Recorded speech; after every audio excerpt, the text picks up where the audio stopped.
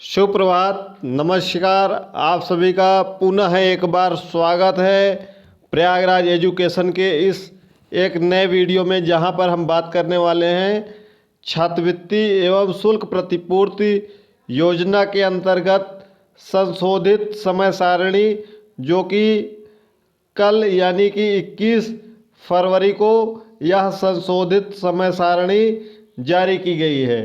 तो चलिए एक एक करके बात करते हैं। क्या आवेदन के लिए पड़ी है, इन सब के बारे में बात करेंगे। पूरा डिटेल से वीडियो देखिएगा लास्ट तक। साथ ही साथ स्कॉलरशिप कब तक आएगी। तो देखिए, प्रेषक हैं संजय कुमार दुबे, संयुक्त सचिव उत्तर प्रदेश शासन, सेवा में निदेशक पिछड़ा वर्ग कल्याण उत्तर प्रदेश लखनऊ। यह नोटिस है। विषय क्या है?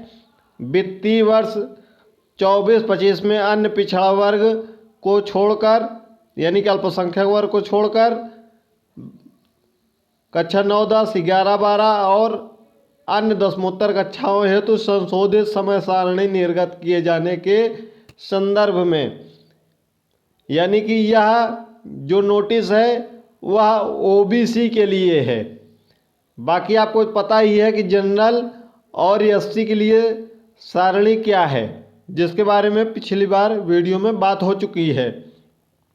जैसा कि आप सभी को पता होगा, जो तृतीय समय सारणी आई थी ओबीसी की, उसमें बताया गया था कि 25 फरवरी को आपकी स्कॉलरशिप आ जाएगी, और वही यह संशोधन हुआ है। जैसा कि हम समय सारणी को बहुत डिटेल में नहीं देखेंगे, बस देखेंगे क्या संशोधन किया गया है दसमोत्तर कक्षा के लिए। ये तृतीय समय सारणी थी, जो कि 18 जनवरी को जारी की गई थी। आज यानी कि 21 फरवरी को यह समय सारणी जारी की गई। चतुर्थ समय सारणी है, जिसमें कि जो चीज़ें यथावत हैं, मतलब पुरानी डेट पर ही रहेंगी। यथावत के मतलब कि जो तीसरे चरण की निर्धारित समय सीमा थी वही रहेगी। तो ये सब ला करने की, जिसमें आपको जहां आपको कुछ नहीं देखना है। जैसे देखिए, ऑनलाइन आवेदन के लिए कोई तिथि नहीं बढ़ाई गई है, सेम वही डेट रहेगी जो कि 30 जनवरी पहले भी थी ओबीसी के लिए। उसके बाद संस्था से अग्रसारित किए जाने की अंतिम तिथि 3 फरवरी थी, वह भी यथावत है। साथ ही साथ एफिलेटिंग एजेंसी द्वारा अग्रसारित करना और लॉक करना 3 फरवरी तक था, वह भी यथावत है। एनआईसी द्वारा स्क्रूटनी किए जाना था 10 फरवरी तक, वह भी यथावत है। इसके आगे है, आगे फिर से बढ़ाते हैं। अब ध्यान से यहीं से देखिएगा, यह केवल ओबीसी के लिए है। ये जितनी कंडीशन है ओबीसी के लिए लागू होगी।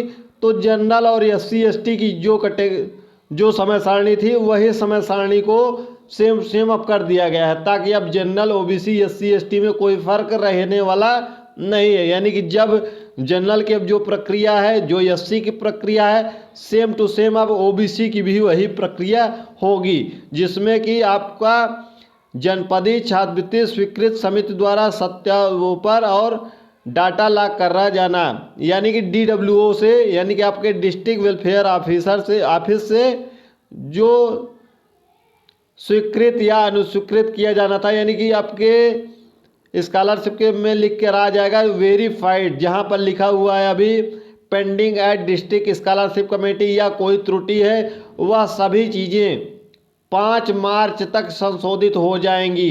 दिमाग में इसको नोट कर लीजिएगा कि 5 मार्च तक यह आपका संशोधित हो जाएगा। ठीक है। अब किसी का संशोधित होना शुरू हो गया है, किसी का आगे चलकर 5 मार्च के पहले पहले संशोधित हो जाएगा। तो इसके लिए बहुत बेफिक्र रहेंगे, 5 फरवरी तक आपका संशोधन हो जाएगा। इसके बाद एनआईसी द्वारा मांग का सृजन किया जाएगा, जो कि 10 मार्च तक होगा, जबकि पहले इसकी लास्ट डेट 21 फरवरी थी। इसके बाद निदेशालय से धनराशि का अंतरण, यानी कि छात्रवृत्ति आपकी जो आनी थी, वह तृतीय समय सारणी जब जारी की गई थी तो बताया गया था 25 फरवरी लास्ट डेट है, जबकि अब तिथि को बढ़ा दिया गया है। जो आपकी छात्रवृत्ति अब आएगी 20 मार्च को, यानी कि SC ST, general, OBC, minority सभी की छात्रवृत्ति 20 मार्च से 31 मार्च के बीच में आएगी। 20 मार्च से 31 मार्च के बीच में आपकी छात्रवृत्ति आपके बैंक अकाउंट में आएगी। साथ ही साथ वेरीफाई आपका 5 मार्च तक हो जाएगा। तो आप अगर आपके खाते में आधार सीडिंग नहीं है तो आधार सीडिंग करा लीजिए।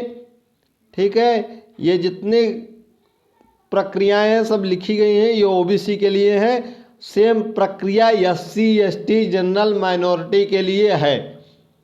तो कोई और डाउट होगा तो कमेंट बॉक्स में कमेंट करिएगा। चैनल पर अगर नए हैं तो चैनल को सब्सक्राइब करके बेल आइकन प्रेस कर लीजिएगा।